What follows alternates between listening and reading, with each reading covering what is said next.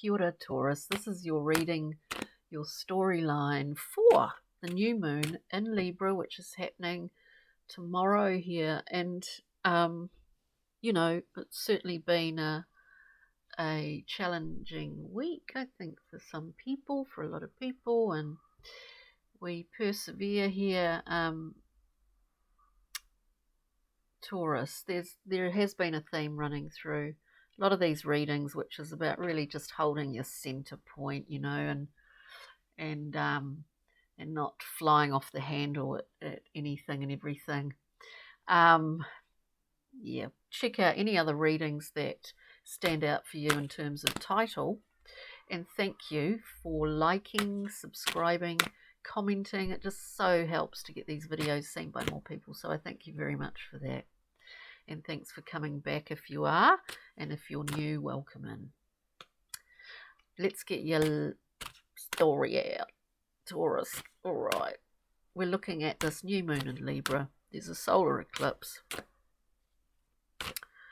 Generally speaking, a pretty busy time. Let us see. Okay, we have, pretty interesting here. We always go through and clarify on this channel.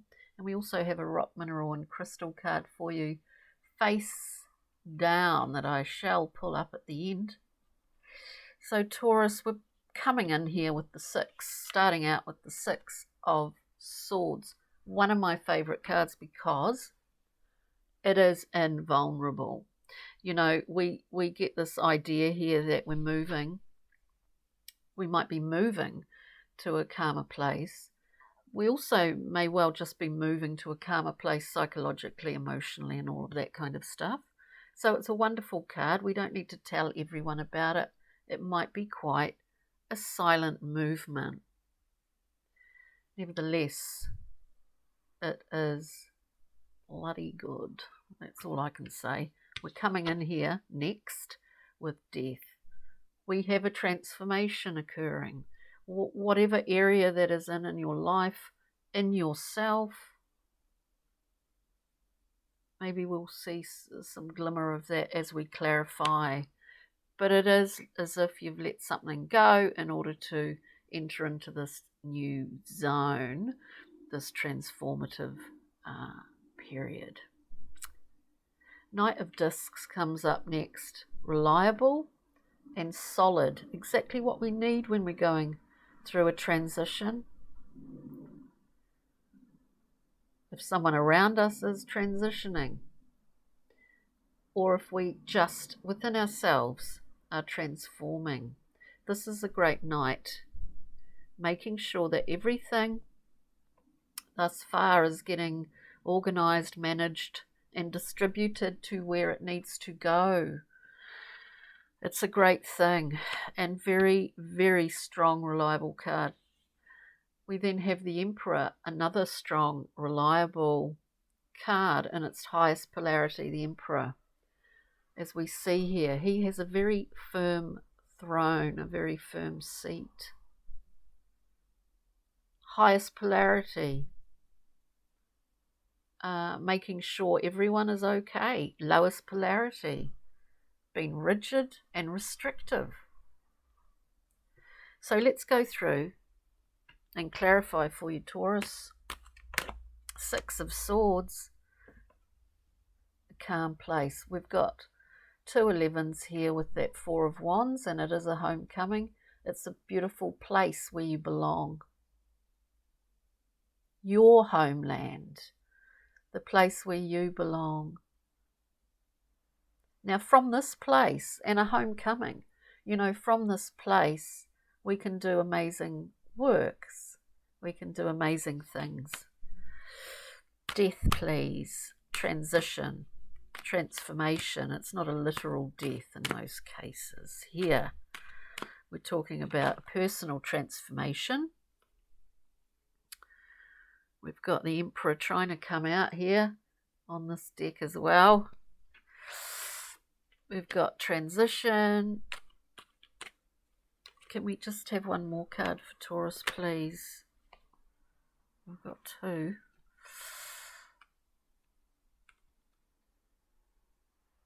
Oh, this is interesting. Transitional death card. We get the Prince of Swords. We've kind of experienced or been in positions of late where we've been in different environments and within that understood how people use their own power, their personal power.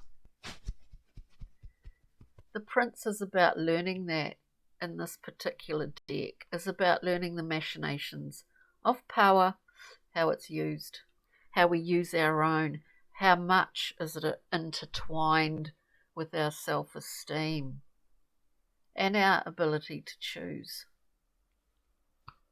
Taurus, to make choices. With that Prince of Wands, excuse me, we've got the Two of Swords. No, what did I say? Prince of Swords. We have the Two of Swords. We are making a decision here based on what we feel, not on what we see. Now, when I say feel, I don't mean the ever-changing currents of your emotional world. Even though with that Six of Swords, those currents are looking pretty calm. I'm not talking about that. I'm talking about what you feel, not what you see. What you feel in your body, those signs and signals or whatever way you want to look at it, what you feel. That is what you're making a decision on here, or a choice on here. Taurus. And then with that, it's a few cards just to clarify, we have the Hanged Man. So we're marginalising external stimuli in order to go into Hanged Man mode. It's a requirement. It's not a definitive time frame. When we go into Hangman mode, we withdraw. And there's a reason for that.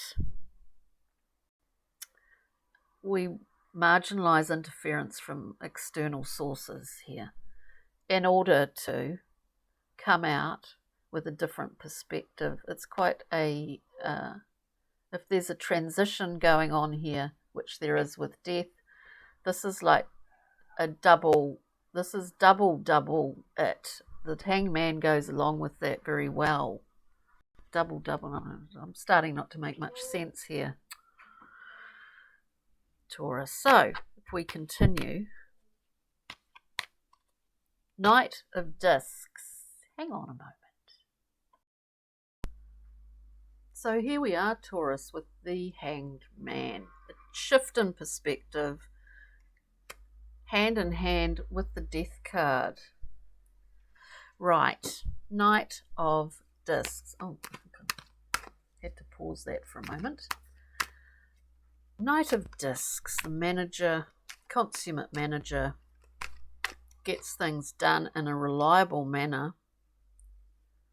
Now there's a charismatic element coming in here. This is quite interesting. So we've got the distribution of that Knight of Discs. We then have the King of Wands. Fiery, fired up, charismatic. Is this you, Taurus? Is this your new you that you present to the world? And then we have the Four of Swords. Information we receive when we rest, when we take rest and respite, and likening it to a sort of airy chamber. There's a couple of different things going on here. And it almost feels to me that they, now I know time, in a physics sense, I guess is not linear, but it feels to me that these are different there are different, it's not all happening at once. There are different time frames involved here, and they're quite unique pockets of it, your own experience. That's what I'm getting, which is unusual. I don't normally get that. the Emperor we're looking at. So there's this, in some ways, there's a slight disconnect between each row, Taurus. The Emperor, please, for Taurus. It's an empowerment, and it's happened over a longer period of time. It's your empowerment. It's you learning and being elevated through, elevated as you're moving through certain experiences, Taurus, is what I get here. For the Emperor, we've got the Ace of Wands. We have the charge and the power of that wand, which is vital energy. It's vitality, it's life force, it's creative juice, it's all of that good stuff. And there's been many points in your life that have added to where we get to here. You are your own emperor. I mean, I do feel that in this reading, and so it's quite interesting. So let's get a Brian Froud, Pixie and Fairy for a bit of a glimmer here.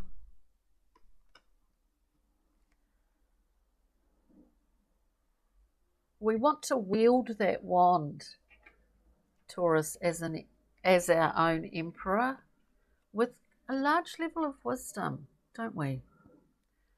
We've got the Singer of Intuition, one of my favourite cards. It's beautiful.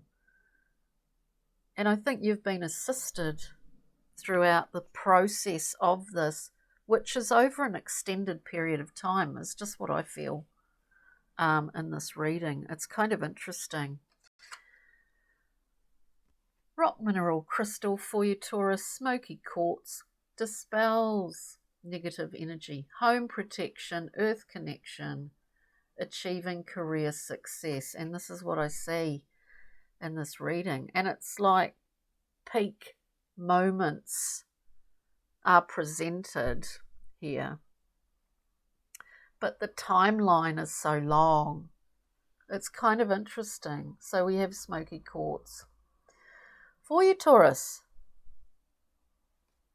So I hope you got something from this today. You take good care over the next week and over this new moon in Libra. Enjoy the weekend, and we'll see you next time. Thanks for joining me. Ka kite, bye.